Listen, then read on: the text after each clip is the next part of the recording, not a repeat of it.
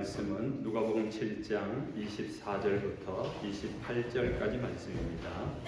제가 가진 성경 신약 101페이지에 있습니다.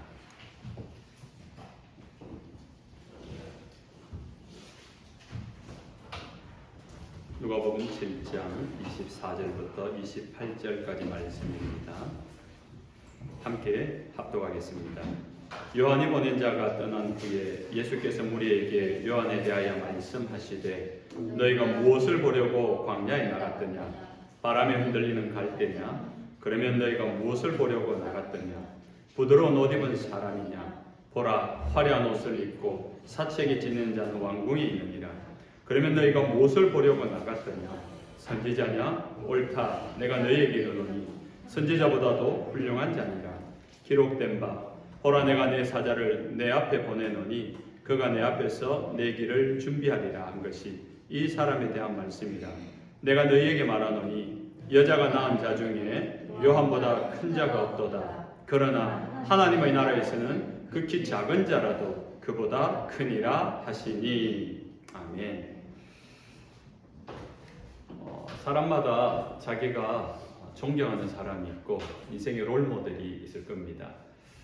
제가 하나님을 믿고 신앙의 롤모델을 정한 적이 있습니다. 이왕 믿는 거 잘 믿어보고 싶어서 롤모델이 있으면 그분을 따라가고 닮아가면 좋겠다 해서 제가 처음으로 예수 믿고 정한 롤모델이 바로 세례 요한이었습니다.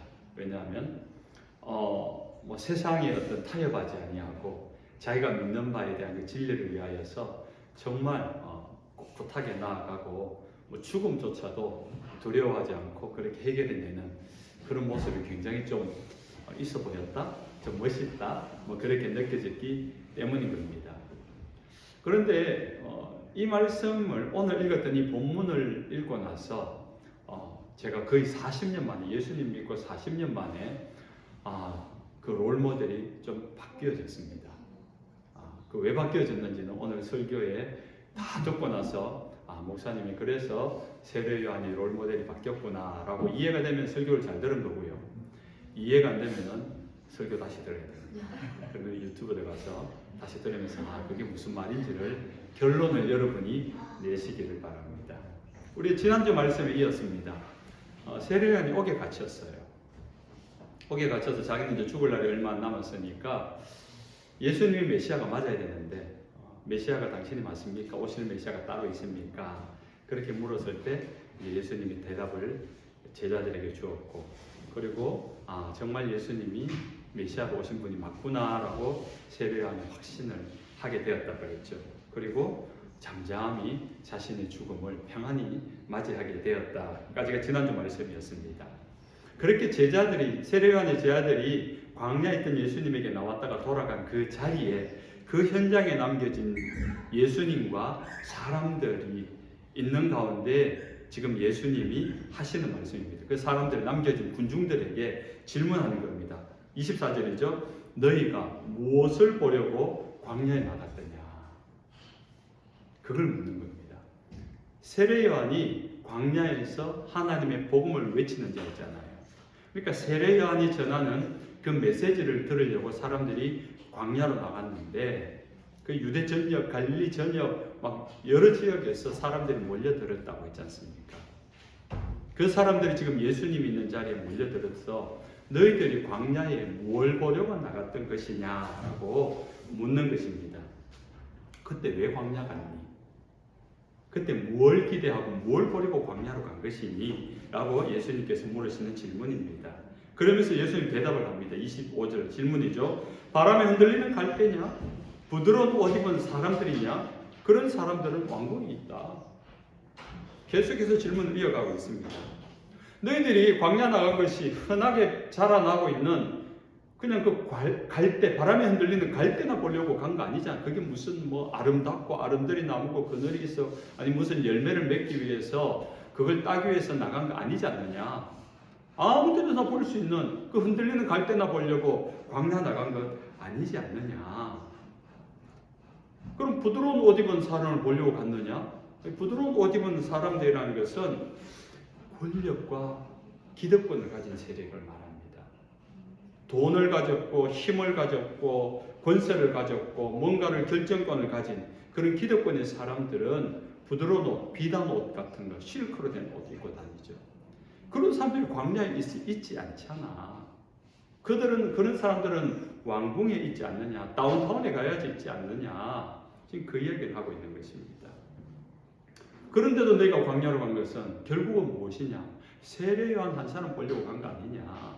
세례 요한이 전해주는 그 메시지를 들으려고 간 거 아니냐? 세례 요한이 어떤 사람인지 한번 보려고 간 것 아니냐? 그 말은 세례 요한의 삶이 그냥 부드럽게 살아가고 편하게 살아가는 삶이 아니라 거친 광야에서 야성미 넘치게 살아가지만은 그가 세상과 타협하지 않고 세상의 편함을 구하지 아니하고 그의 중심은 오직 하나님의 말씀, 진리의 말씀을 세상 사람들에게 외치면서 정말로 불같이 벼락같이 전해지는 그 메시지 한번 들어보려고 간 것 아니냐라는 것입니다. 불의하고 아첨하며 권력에 빌붙어서 편하게 살아가는 세상입니다. 물론 지금도 마찬가지지만 2000년 전 세상 사람들이 살아가는 그 세상의 구조는요, 그 생애는 별반 다를 바가 없다고요. 종교 지도자인 대제사장마저도 타락해서 장사꾼으로 전락해버린 그런 시대 속에 얼마나 많은 사람들이 성공을 구애하면서 앞다투어서 기회를 잡으려고 돈을 가진 자, 권력을 가진 자, 힘을 가진 자, 기득권을 가진 자에게 빌붙어서 살아가려고 하는 그때에 과연 너희는 무엇을 보려고 그 광야에, 아무것도 없는 광야에 나간 것이냐? 세상에 타협하지 아니하고 당당히 진리를 외치는 그런 세례요한 모습이 좀 그리웠던 거예요. 오늘날 이 세상 미국은 제가 아주 오래 살지 않아서 미국의 생리는 모르겠지만은 한국은 치열합니다. 한국은요 정말 경쟁, 대학생들이 대학 졸업을 해도 미국은 그래도 대학을 졸업하니까 웬만한 직장은 잡더라고요. 근데 한국은 대학 졸업한다고 직장을 잡기가 거의 어렵습니다. 그러니까 한국은 1등을 찾아내야 돼요. 1등을 찾아야지 겨우 그 사람에게 기회가 있는 그런 구조 속에 있는 겁니다. 그런 가운데 그런 세상이 원하는 방식으로 살아가지 아니하고 오직 진리를 찾고 구하고 그래서 세상 가운데 말하는 그런 사명을 쫓아가는 세례요한의 독특한 삶이 좀 뭔가 흠모가 되고 좀 새로워 보이는 겁니다. 여러분, 말이 사명이죠. 한번 그런 사명을 가지고 살아간다. 정말 그렇게 살아가는 사람들의 삶은요 공고합니다. 우리가 흔히 알고 있는 우리나라 역사를 봐도 독립군으로 살아가는 역사, 우리 김좌진 장군이 청산리 전투에서 대승하고 그건 어마어마하잖아요, 그죠? 그러나 정작 그 가족들, 그 부인이나 그 자녀들, 김도환이 깡패 두목이 된 이유가 뭐겠습니까? 따뜻한 가정 안에서, 화목한 가정 안에서 그런 부모의 지지를 받으면서 보호를 못 받으니까 깡패 되는 거 아닙니까? 독립군의 자녀들은 계속 친일 세력에 대해서 탄압을 받게 되고 경제적인 어려움을 당하게 되고 교육 제대로 받지 못하고 그렇게 되는 겁니다. 저도 신대원을 다닐 때 신대원 한때 한 10% 정도가 연세 드신 분들이 오세요. 제가 신대원을 갈 때 29인가 그랬는데 거의 50, 60 넘어서 오시는 분들이 있어요. 그러면 신학대학원 3년, 마치면 강도사 3년, 6년을 해야지 목사를 안수 받는데 60 넘어 오시는 분들이 계셨거든요. 그럼 그분은 목사 안수 받을 때 66세라 70이 은퇴인데 목사 안수 받고 4년만 목사로 하고 끝내야 되는 거예요. 그런데도 오시는 거예요. 근데 그분들이 오기 전에는 사업을 하다 왔고 어떻게 뭔가 기업을 잘 하다 왔고 장사도 직장에서도 거의 중력으로 지내다 안심하게 살 수 있는 여건인데 다 어느 날 내팽개치고 오는 겁니다. 세상에 안정된 것들을 다 버리고 오는 이유, 거스를 수 없는 하나님의 사명을 받았다는 거죠. 그 모든 것보다 하나님의 말씀을 전하는 이 삶이 내게 맡긴 사명이 돼서 오는 순간부터 경제적으로 어려워지지요. 사람들이 임직원으로 있으면은 부하 직원들 명령하면 다 따르는데 이제 나이 든 전도사, 교회 가서 나이 든 전도사가 얼마나 이게 힘이 없는지 아십니까? 목사도 아니고 전도사인데. 그러니까 완전히 어떻게 좀 바닥 같은 인생을 살아가야 되는, 고생하는 삶을 살아가야 되는 거예요. 뭐 가끔 그런 분들이 있어요. 선교사로 가는 분들. 제가 알고 있는, 하여튼 이게 극명한 차이가 있는데, 압구정동에서, 서울의 압구정동 굉장히 유명한 데잖아요.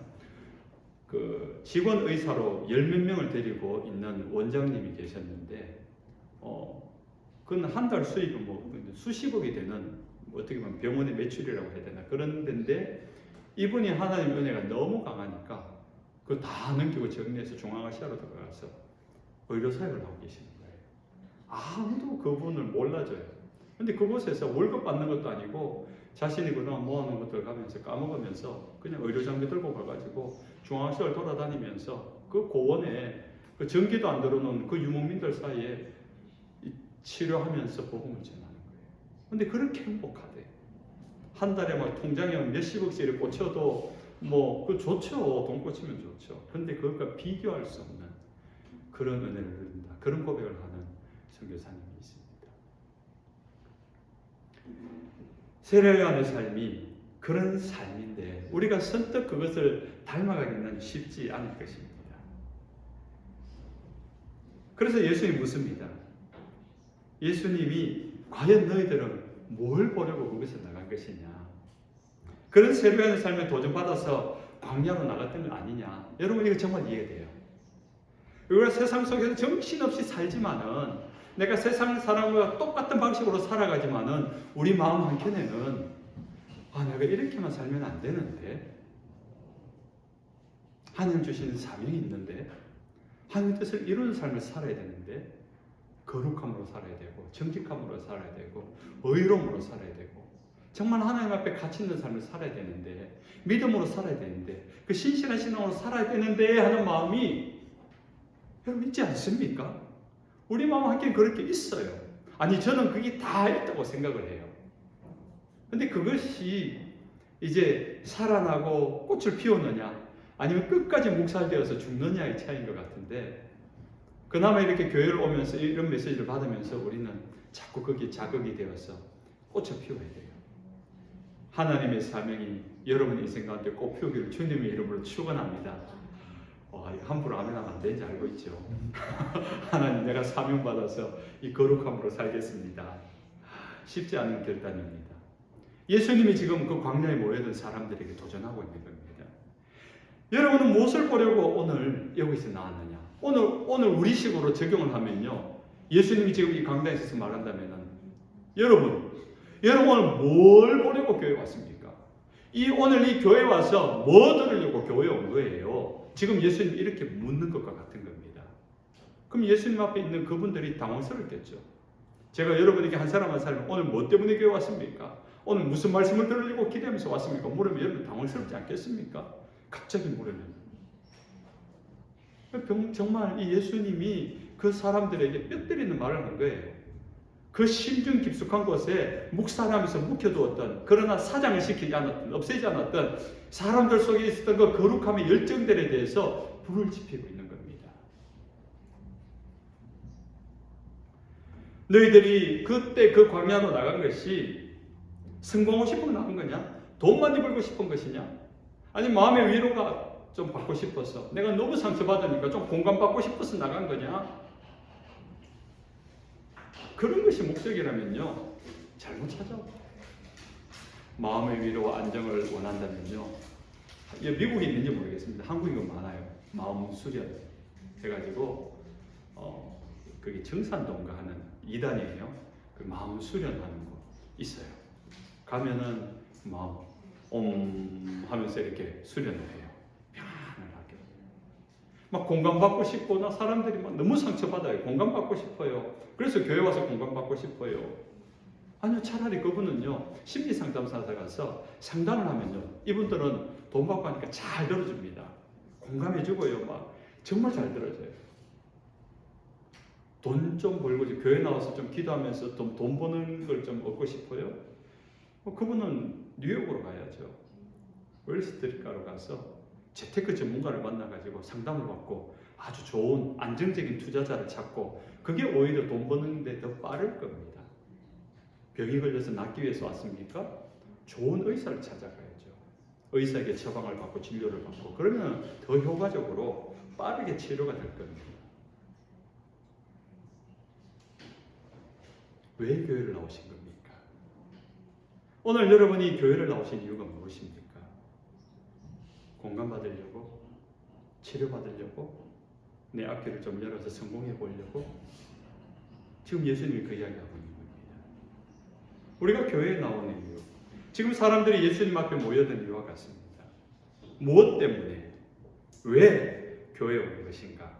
그것은 지금 이 세상에서는 이미 만연해버린 경제적인, 그냥 경쟁적인 세상 속에서는 들을 수 없는 하나님의 메시지, 하나님의 뜻을 듣고 알기 위해서라는 겁니다. 하나님 뜻이 무엇입니까? 하나님 뜻은요, 여러분 그냥 하나님 뜻은 이럴 것이다가 아니라 이 성경을 봐야 돼요. 이게 하나님의 말씀이에요. 창세기 1장 1절부터 요한계시록 마지막 장까지 하나님 주신 말씀이에요.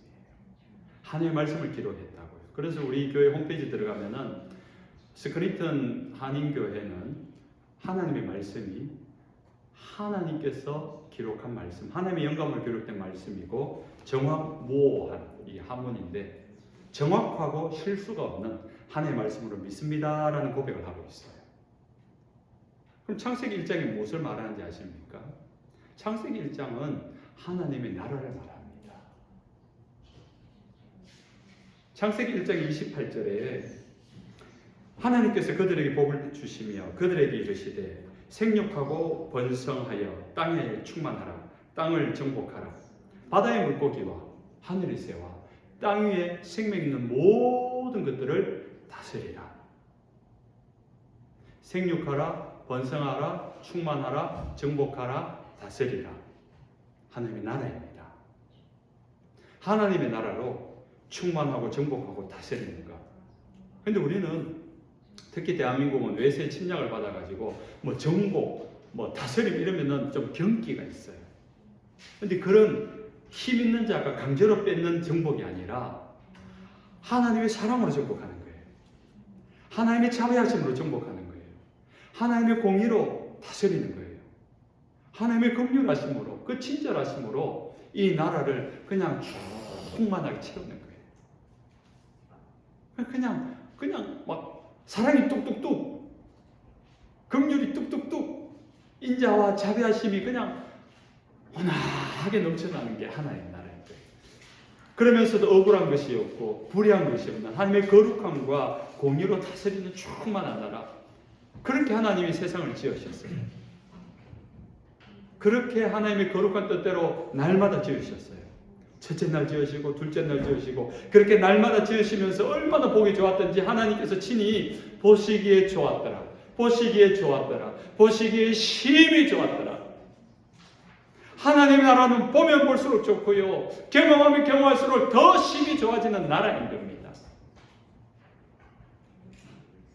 그냥 하나님이 지으신 햇빛 하나가 아침에 찬란하게 빛나는 것만으로도 오늘 오면서 아침에 차 타고는 15분의 그 거리가 행복함이었어요. 그래서 우리 아이들에게 이야기했어요. 정말 이 빛이 이렇게 빛나는데 정말 이 빛을 만드신 그 주님, 그 빛나는 주님을 만나면 어떨까? 상상이 안 되는 거예요. 요한계시록도 아멘 주 예수여 오시옵소서 주님의 나라가 임하는 것을 이야기하면서 선포하면서 끝이 납니다. 하나님의 나라가 임해야 돼요. 그러면 사실 아픈 거 더 이상 아픔이 없어요. 마음 아파서 눈물 흐르는 거 주님이 눈물을 닦아준 다음에 주님 앞에 하나님 나라로 들어가는 순간 주님이 그 눈물을 닦아준대요. 닦아주고 난 다음에 그때부터 눈물이 없대요. 기쁨이고 감격이고 하나님 나라에 입성하는 순간 그 입구에 주님이 기다리신다는 겁니다. 주님의 나라에 입성할 때 이 땅에서 고통받던 자들이 위로를 받고 믿음을 지키기 위해 서럽게 살았던 자들의 그 눈물을 주님이 닦아주시는 순간 주님이 그 손길로 닦아주시겠죠. 닦아주는 순간 우리의 마음이 다 녹아나고 위로받고 그 사랑과 긍휼의 은혜로 회복되는 거예요. 저는 그 나라를 꿈꿔요. 꿈꿔요. 이 비밀을 알고 이 가치를 아는 사람이 모인 곳이 교회 아닙니까? 오늘 조금이지만은 하나님의 나라가 그런 거구나. 교회가 그런 곳이구나. 그 가치관을 알게 될 때 우리는 교회가 그 하나님의 나라의 모델하우스는 될 수 있다고 생각을 해요. 그 가치를 가지고. 오늘 오후에 피크닉 할 때 굉장히 기대가 됩니다. 그래서 이번 한 주간 어떤 게임을 할까? 어떤 선물을 줄까? 막 설레가지고 어제 저녁에 진짜 어제 밤까지 선물 이렇게 막 분류해서 싸고요. 오늘 새벽 기도 마치자마자 또 게임 준비해가지고 싸고요. 얼마나 감사한지. 우리가 이렇게 피크닉 하는 줄 알고 그 오뚜기라는 재벌 기업에서 우리에게 상품을 후원을 해주고 그걸로 수영자매가 뉴저지까지 가서 배달까지 해주는 그런 수고도 하고 얼마나 감사한지 모릅니다.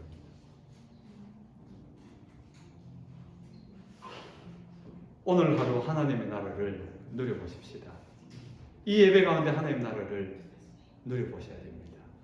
예배 피크닉을 하면서 정말 하나님의 나라로 누릴 수 있는 저와 여러분 되시길 주님의 이름으로 축원합니다.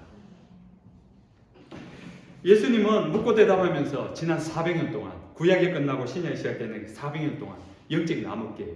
그 400년 동안 하나님께서 말씀하지 않았어요. 꿈도 없었고 환상도 없었고 선지자를 통해서 말씀을 주지도 않았고 그러니까 사람들이 하나님의 뜻을 모른 채 살다가 태어나 죽고 그걸 반복한 가운데 400년 동안 영적인 침체 가운데 그러니까 제사장들이 지멋대로 했죠. 그런 사람들의 영생을 깨우고 있습니다. 탐욕과 경쟁으로 치열하게 살아가는 세상의 방식에 이미 태어나 보니까 세상이 그렇게 살아가니까 그냥 길들여지는 거예요.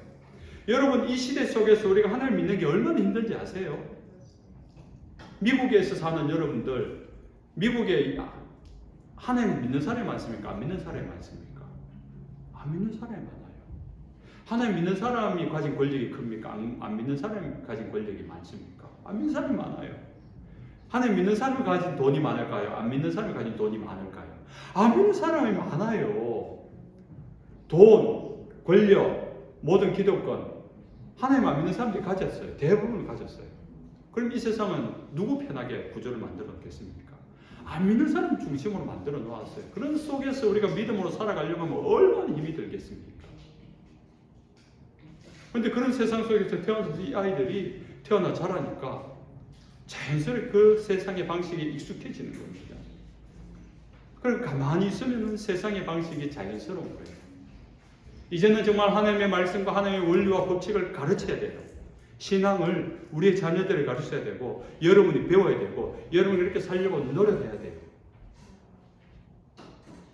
그래야지 겨우 그 믿음을 지키면서 그래야지 그 믿음에서 발견될 수 있는 하나님의 나라의 가치가 하나님의 나라의 능력이 뭔지를 우리가 경험하게 피로써 경험하게 되는 겁니다.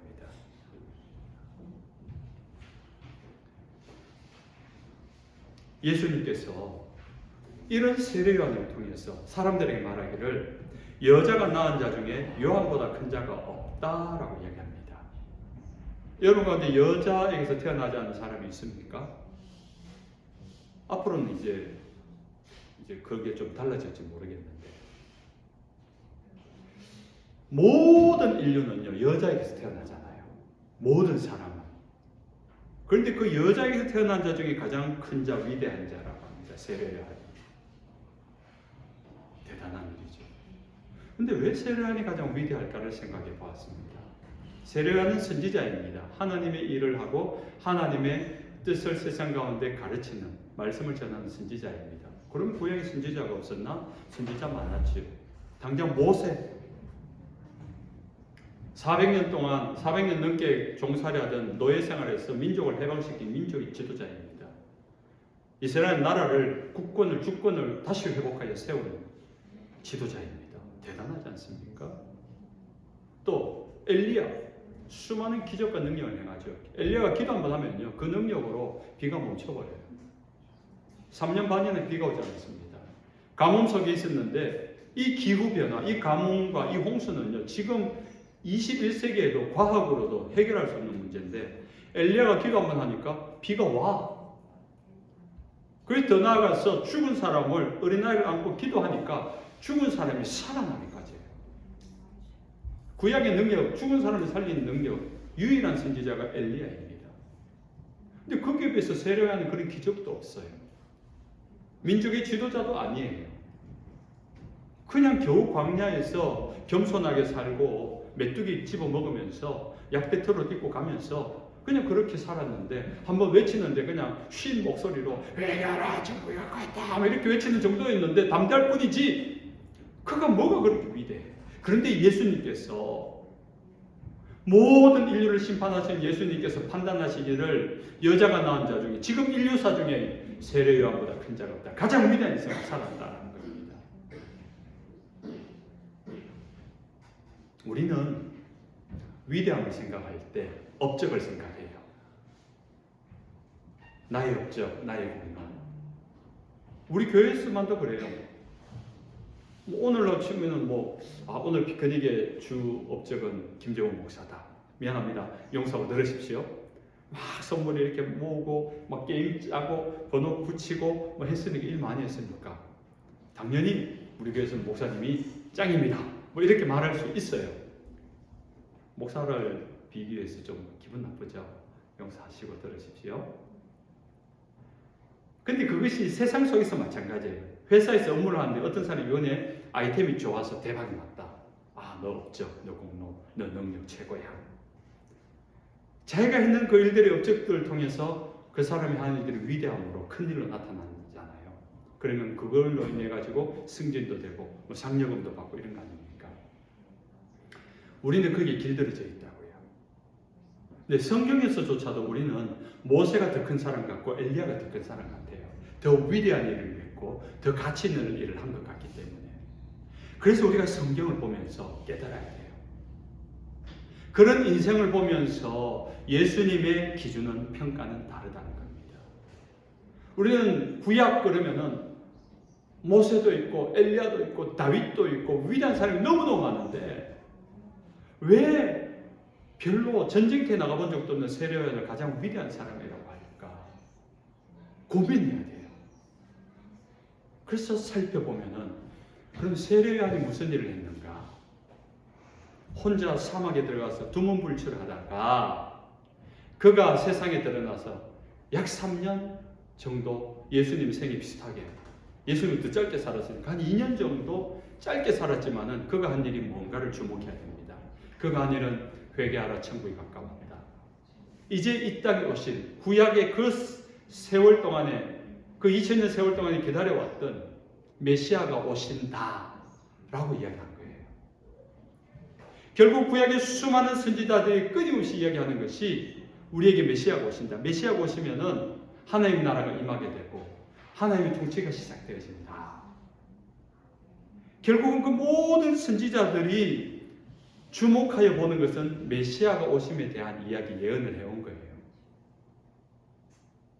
다윗은 1000년 전에, 엘리야는 700년 전에, 예레미야, 미가 이렇게 거쳐오면서 400년 전에 마지막으로 하박국 선지자가 그렇게 예언을 했어요. 근데 그렇게 예고하고 예언했던 메시아를 세례요한이 맞이하는 겁니다. 예고편으로 계속 들려주던 것이 이제 본방송으로 오픈하기 시작한 거예요. 그리고 그 예수님이 나타났을 때 세례요한이 뭐라고 합니까? 보라, 세상 죄를 지고 가는 하나님의 어린 양이로다. 수많은 구약의 선지자들이 그렇게 예고하고 예언했던 그 메시아를 두 눈으로 똑똑히 보면서 저분이 바로 그 메시아다라고 그분을 세상 속에 소개하는 겁니다. 그리고 그분이 오기 전까지 사람들을 깨웁니다. 깨어라, 준비해라, 이제 메시아가 곧 오신다. 계속 영적으로 잠들어 있던 그들을 400년 동안 잠들어 있던 그들을 깨워서 이제 주님이 오신다. 주님의 나라가 임한다. 막 깨우는 거예요. 막 차서 깨우고 막 흔들어 깨우고 그들을 깨워서 관심이 없던 하나님의 나라, 관심이 없던 하나님에 대하여, 관심이 없던 예수님에 대하여서 깨워서 세상 속에서 성공만을 향해서 달려가는 어떻게 하면 내가 좀 성공할까? 그래서 비단 옷 입은 사람, 왕궁에 줄대가지고 내가 좀 성공하고 싶은 그런 인생을 살아가는, 그것이 당연하고 그렇게 잘 되면 성공한 줄 알았던 그 사람들에게 찾아가서 회개하라 외치면서 그들의 눈과 귀를 세상의 성공 왕궁이 아니라 광야를 향하여 아무것도 없지만은 하나님의 말씀이 있는 곳, 거기 귀 기울이게 만들면서 마음 한쪽 구석에 챙겨놓았던, 묶여놓았던 하나님에 대한, 내가 거룩하게 살아야 되는데, 내가 진리를 따라 살아야 되는데, 내가 믿음을 가지고 살아야 되는데 하는 그 신앙의 야성을 불러일으키고 깨워일으키는 일을 세례요한이 한 거예요. 그리고 그 주님이 현실로 나타나고 그 주님을 세상 속에 보여주고 자기를 따르던 제자들에게 저를 따르라. 자기의 제자들이 예수님의 제자가 되잖아요. 바다를 가르거나 죽은 사람 살리거나 기적을 행하지 않았습니다. 그러나 메시아이신 예수님 그 자체를 세상 가운데 오롯이 드러내고 소개하고 그 얘기를 예비한 그 일이 인류 누구보다, 사람 그 어떤 업적보다도 위대한 일을 했다 라고 이야기하는 겁니다. 여러분, 이것이 이해가 되셔야 돼요. 이 가치관의 차이를 이해하셔야 돼요. 세상의 업적과 공로와 이 무게보다 예수 그리스도의 가치, 비교가 안 되는 무게로. 그런데 더 놀라운 말씀이 그 다음 절에 나타납니다. 그러나 하나님의 나라에서는 극히 작은 자라도 그보다 크니라 라고 말합니다. 깜짝 놀랄 일인 거예요. 우리 지금 앞에까지 말씀만 봐도 세례요한이 가장 크다라는 것만 이해를 해도 이 가슴 벅찰 같은데, 정말 우리의 세계관과 가치관을 바꿔야 되는 일인데, 세상에 하나님의 나라에서는 세상 인류의 가장 큰 위대한 일을 했다는 세례요한보다 더 크다. 누가요? 여러분이, 내가 그 말을 하고 있는 거예요. 내가 뭐 했는데? 난 아무것도 한 게 없는데 그냥 주일날 교회 예배 정도 드리러 온 것뿐인데 내가 세례요한, 구약의 그 모든 선지자를 제치고 세례요한이 가장 위대하다 했는데 그 세례요한보다 내가 더 크대. 이 말이 됩니까? 여러분 뭐 하셨는데요? 왜 여러분이 더 큰 자가 되는 겁니까? 왜 우리가 세례요한보다 큰지 아십니까? 교묘한데요. 세례요한은 구약 사람입니까? 신약 사람입니까? 헷갈리기 쉬워요. 왜냐하면 구약 성경에 세례요한이 없거든요. 마태복음부터, 신약이 시작된 마태복음부터 나오거든요. 헷갈림을 줄이기 위해서 구약 사람이죠. 성경을 구약과 신약으로 나누는데 그 기준이 뭔가 하면은, 여러분 영어에도 나오잖아요. BC, 기원전. BC가 뭡니까?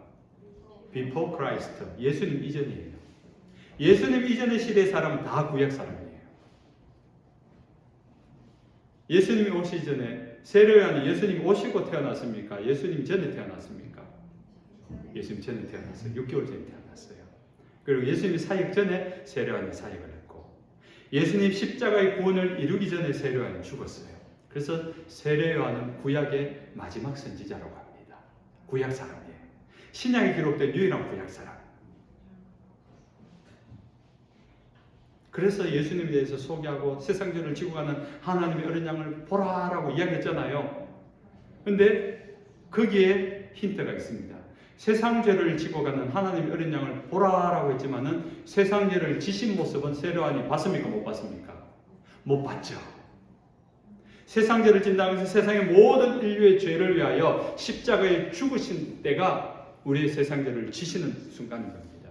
그런데 세례요한은 그것을 못 봐요. 알고는 있어요. 예수님이 우리를 위하여, 우리의 죄를 위하여 대속할 것이다라는 것은 알고 있는데 그것이 어떤 죽음으로 될지는 몰라요. 죽는다는 것은 아는데 어떤 죽음인지 모르는 거예요. 여러분은 알아요? 몰라요? 우리는 알아요. 그 차이입니다. 구약의 수많은 선지자들이 예고한 것을 세례요한이 예수님을 목격했습니다. 그러면서 세례요한이 예언을 하고 소개했던 그 장면이 보지 못한 장면들이 많아요. 그것이 무엇인지 아십니까? 예수님이 고난받으시고 예수님이 죽으시고 예수님이 부활하시고 그리고 죽으시고 부활하신 구원의 모든 은혜 혜택을 예수님 이외의 모든 사람들이 받아 누리게 된 겁니다. 그리고 오순절 성령님이 오셔서 진리에 대해서 알게 하는 거예요. 깨닫게 하는 거예요. 우리 속에 진리의 빛을 비추어서 하나님을 생각하고 사모하고 따라갈 수 있도록 깨우쳐주고 북돋워주고 위로하고 낙심하면 회복해주고 상처받으면 치유해주고 곁길로 가서 시험 들면 또 건져주시고 포기하지 않잖아요. 성령님이 오셔서 그 성령님, 그 오순절 성령님 세례요한은 몰랐던 거예요. 그러니까 우리는 세례요한조차도 보지 못했던 경험하지 못했던 그 수만 가지의 은혜를 우리는 받아 누리는 자가 되었기 때문에 세례요한보다 더 크다. 그럼 우리는 하나님의 나라에서의 크다 작다의 의미를 생각해 볼 때 누가 큰 자냐? 오늘 타픽이죠. 누가 큰 자입니까? 내가 뭔가를 해서 업적을 이뤄내서 내가 해놓은 일이 많은 사람이 큰 자가 아니라 이건 세상의 큰 자예요. 그러나 하나님 나라, 우리가 장차 들어가서 영원히 살아가야 될 그 나라의 하나님 나라의 큰 자는 누구냐? 하나님이 베풀으신 그 은혜를 더 많이 받은 자, 그 은혜를 더 많이 경험하는 자, 그 사람이 더 큰 자라는 거예요. 나는 자격 없는데, 나는 부족한데, 나는 모자라는 모질인데 하나님의 은혜가 있어서 지금 내가 이렇게 살고 있습니다. 자기에 대해서, 자기의 정체성에 대해서 나는 부족해요, 나는 모질이에요, 나는 안 돼요 하는데 하나님의 은혜로 내가 이만큼이나 왔습니다. 그걸 알고 그걸 고백하는 사람은요, 하나님의 은혜가 너무 감격스러울 수밖에 없는 거예요. 그러니까 그게 은혜로 느껴져요. 오늘 내가 호흡하며 사는 거, 어제까지 내가 몸살 앓고 막 진짜 막 지난 2달 동안 막 숨도 제대로 못 쉬고 고통하다가 오늘 겨우 숨 쉬고 좀 걸어 나와 햇빛을 보면요, 오늘 얼마나 감사한지 몰라요. 하나님의 은혜가 은혜로 느껴지는 사람, 그 은혜가 점점점 많아지고 그 은혜가 점점점 크게 느껴지는 사람, 그 은혜가 더 크게 더 크게 더 크게 느껴지는 사람, 그 사람이 하나님 나라의 큰 사람인 것입니다. 내가 이 세상에서 무엇을 할 수 있고 내가 무슨 능력이 있고 내가 업적이 있고, 아니요. 그게 자꾸 생각나는 사람, 그걸 자꾸 드러내는 사람, 그걸 자꾸 앞세우고 싶은 사람, 그걸 자꾸 자랑하고 싶은 사람, 작은 사람입니다. 하나님 나라의 큰 사람은 자꾸 하나님의 은혜가 더 크게 느껴지는 거예요. 아니, 나 같은 사람이 어떻게 이런 일을 할 수 있도록 하나님 은혜를 주셔가지고 숟가락 떠는 힘만 있어도 감사한 사람이 있어요.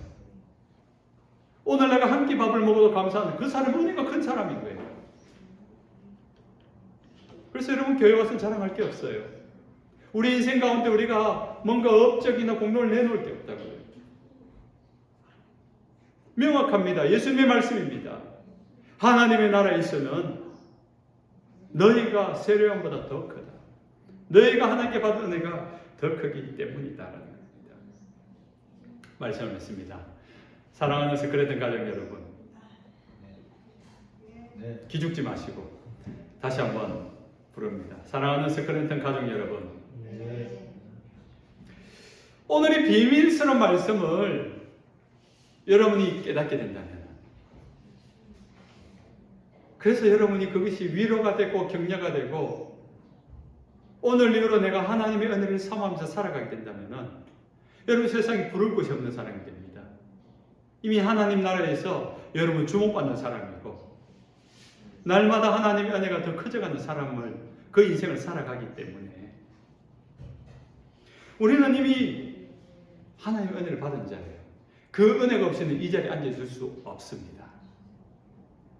우리가 주일 예배가 일주일마다 찾아오는 주일이기 때문에 예배하러 가는 것 같지요? 천만에요. 예배 오는 것보다 안 오는 게 더 쉽습니다. 안 오는 것보다 오는 게 훨씬 어려워요. 제가 한국에서 목회를 할 때 우리 교인들에게 저걸 했어요. 뭘 했는가 하면은 1년 52주입니다. 1년 52주일을 개근하면은 한 주 나쁘죠. 개근하면은 제가 해외 여행 보내드리겠습니다. 그랬어요. 이제 해외 여행 단기 선교를 보내드리는 거죠. 우리 교회는 단기 선교를 많이 갔어요. 실제로 그런데 몇 명이나 1년 개근했을까요? 생각보다 없어요. 여러분 이 주일을 매주 지켜서 하나님 앞에 예배하는 거 어려운 일입니다. 하나님의 은혜가 없이는 하기 힘든 일이라고요. 그래서 여러분 내가 교회에서 뭘 좀 해야 되나? 아니요. 제가 그러잖아요. 예배만 잘 오셔야 된다고. 예배만 잘 들으셔야 된다고. 그것만 해도 큰일 하시는 거예요. 그리고 그 은혜가 경험되어지면 그 기쁨으로 뭔들 못하겠습니까? 여러분은 하나님 나라에 이미 큰 자임을 믿으시고 이번 한 주도 더 큰 은혜를 받아 누릴 수 있는 저와 여러분 되시길 주님의 이름으로 축원합니다. 아멘. 찬송하겠습니다.